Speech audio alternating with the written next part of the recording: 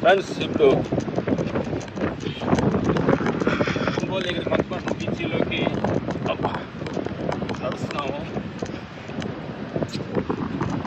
బీచ్లోకి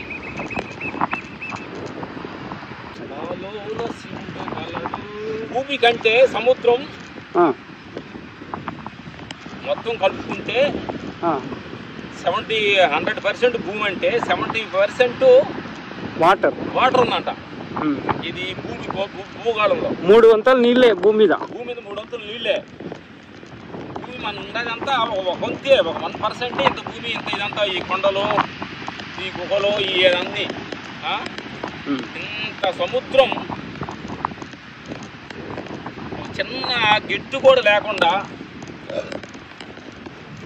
ఇలా తెప్పను వచ్చి వెళ్ళిపోతూ ఉండి, ఇది వర్షాకాలం ఎండాకాలం అని కూడా లేకుండా ఎప్పుడు ఒకే రీతిలో సముద్రం అలలు వస్తూ ఉంది. ప్రకృతి గొప్పతనాన్ని చూసుకోండి.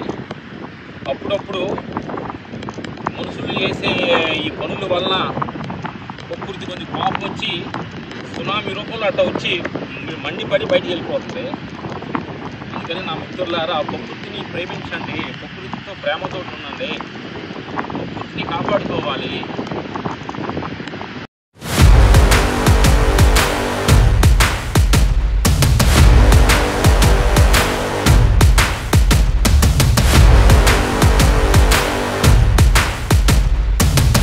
కిరీటాలను చూసి మనం ఏం నేర్చుకోవాలి సార్? ఈ కిరీటాలను సముద్రం నీ కష్ట నష్టాలు, నీ బాధలు, బంధాలు కూడా సముద్రం అలాగా వచ్చి వెళ్ళిపోతూ ఉంటాయి. ఏది నిరంతరం లేదు నా మిత్రులారా. ఏది భయపడ అవసరం లేదు. ఈ బాధ ఒకే రకంగా ఉండదు అనుకో అవసరం లేదు. ఈ ఆనందం ఒకే రకంగా ఉండదని ఎప్పుడు అనుకోబాక. ప్రతి క్షణం మారుతుంది. సముద్రం అలాగా వచ్చి వెళ్ళిపోతుంది. ధైర్యంగా ఉండు. ఏం చేయదు, కష్టాలు నష్టాలు ఏం చేయదు.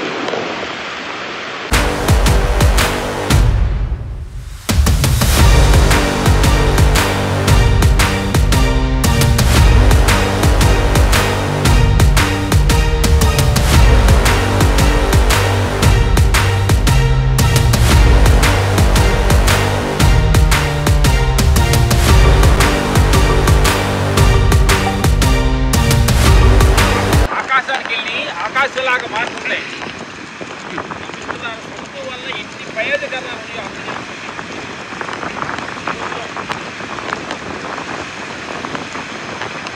అలాంటి వాళ్ళు ఎన్ని వచ్చిపోయినా పోయినా మంచి అలాగానే ఉన్నాయి. ఎందుకంటే మనకంటే ప్రకృతి ఎంత గొప్పది. ప్రకృతిని గురించి మనం ఎంత బాగా నేర్చుకోవాలి. సత్యాన్ని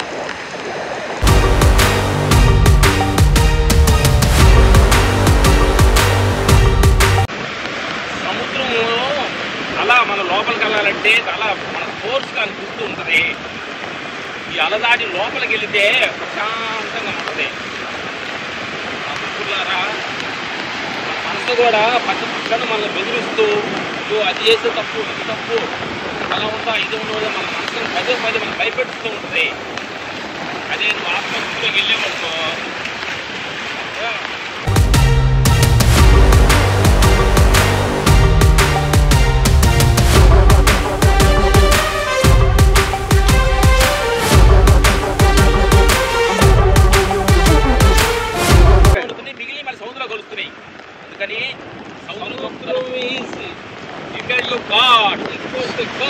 సముద్రంలో సకల సంపదలు, జీవరాశులు సముద్ర గర్భంలో చేపలు, విధమైన చేపలు, కలర్ చేపలు, ఎలాంటిలో నీకు డిస్కవర్ ఛానల్ సముద్రం అద్భుతమైన అద్భుతాలు సముద్రంలో మనకి ఉన్నాయన్నమాట నా మిత్రులారా. కానీ ప్రకృతిని, సముద్రుని ఇప్పుడు కూడా మనం ఎప్పుడైనా అక్కడ సమయం వచ్చినప్పుడు ఇలాంటి మంచి ప్లేస్లో మనం ఎంజాయ్ చేస్తూ ఉండాలి. అనుకోవచ్చు నా మిత్రులారా. ప్రతి క్షణం సముద్రం అనేది మనం ఏది ఇప్పుడు ఫ్లైట్లో మనం ట్రావెల్ చేస్తున్నాం, కానీ ఇతర దేశానికి వెళ్ళడానికి అన్నిటికీ ఇంతకుముందు సముద్రంలోని దిక్కులు అన్ని సముద్రాలలో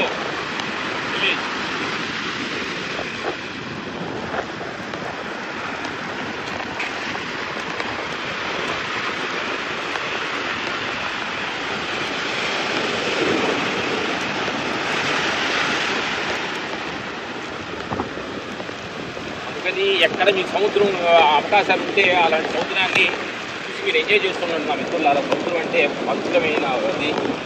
ఎందుకంటే ప్రకృతిలో ప్రతిదీ కూడా సిస్టమ్ ఏది తప్పు కాదు, అంత పర్ఫెక్ట్గానే ఉంటుంది. సిస్టమ్ను బట్టి మనం ఏం తప్పు పడడానికి లేదు. మనం తప్పు బట్టి మనం తప్పు నడుగు నడుపుకుంటూ మనం తప్పు పాడలే నడుపుతాం.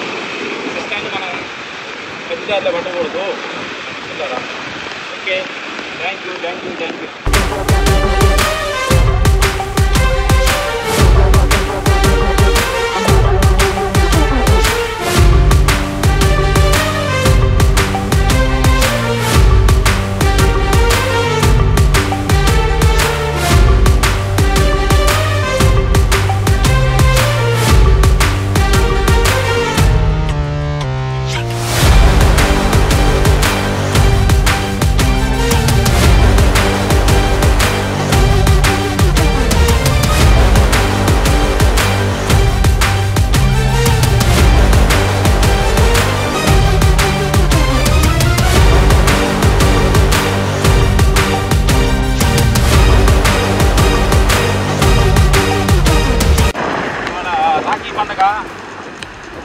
అందరూ చెల్లెళ్ళు అన్నకి రాఖీ కట్టి అన్న చెల్లె అనుబంధం గుర్తుంచుకునే ఒక మంచి పండుగ రాఖీ పండుగ.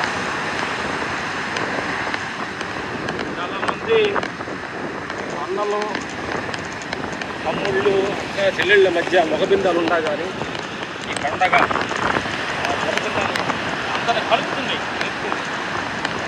రాఖీ పండుగ మేము చాలా బెస్ట్ పండుగ అనుకుంటున్నాం. ఏ కులమైనా ఏ మతమైనా ఈ పండుగలో అన్నా చెల్లెల్లో అనుబంధాన్ని పెద్దలో ఏర్పరిచేది. కానీ ఈ పండుగనైనా అందరూ ఎంజాయ్ చేయండి. చిన్నపిల్లలప్పుడు ఆడుకొని పాడుకొని అన్న తమ్ముళ్ళు అక్క చెల్లెళ్ళు ఆడుతూ పాడుతుంటాం. అనుబంధం పెళ్ళిళ్ళు ఈ పెద్దలు అయిపోయినాక అనుబంధం దూరమైంది. అదే ఈ రాఖీ పండుగ ద్వారాగా అందరిని అనుబంధాన్ని కలిపి ఆ చిన్ననాటి స్నేహిత తీపి అనుభవాలన్నీ మనసులో తెచ్చుకొని ఆనందపడే పండగ రాఖీ పండుగ. అందుకని ఈరోజు అన్నా కానీ మీ అన్నదమ్ముల మధ్యన అన్న చెల్లెళ్ళ మధ్యన ఏదన్నా ముఖబిందాలుగా ఉంటే ఈ పండగ రోజు వాటిని సహకరించుకొని అన్నా చెల్లి అనుబంధాన్ని జ్ఞాపకాలని గుర్తు తెచ్చుకోండి నా మిత్రులారా. ఉంటే 4 రోజులు నాటుకున్నాం చూడాలి హ్యాపీగా ఉంటుంది. సముద్రం చూడండి అంతేసి బయట వస్తుంది, గడేసిన ఇసుకు బయట వస్తుంది. ఏది సముద్రంగా ఉంచుకోదు. అదే ఆత్మస్థితి. మంచోడు అని ప్రేమగా సముద్రంలో ఉంచుకోదు, చెడ్డోడు అని సముద్రంలో ఉంచుకోదు. బయట వస్తుంది. అది ఆత్మస్థితిలో కూడా సుఖాలు కర్మ చెడలకు అతీతంగా నిష్కామ కర్మగా జీవించాలి. బాధ లేదు.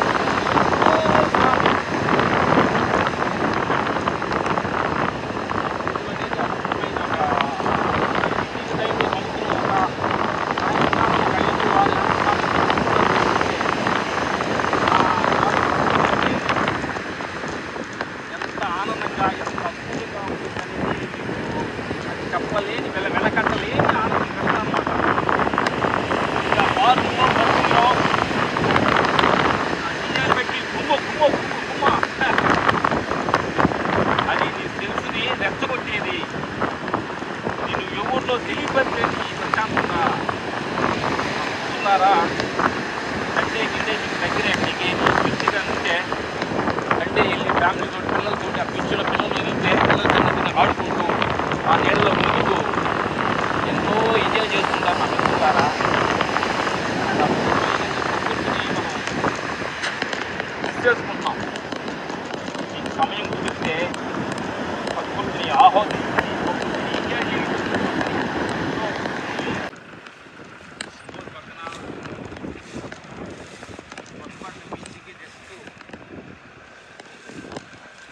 వాకబుల్ డిస్టెన్స్లో ఇక్కడ మాకు పొలం మేము కొన్నాం. ఇది 8 ఎకరాలు. ఇది 6 ఎకరాలు 8 ఎకరాలు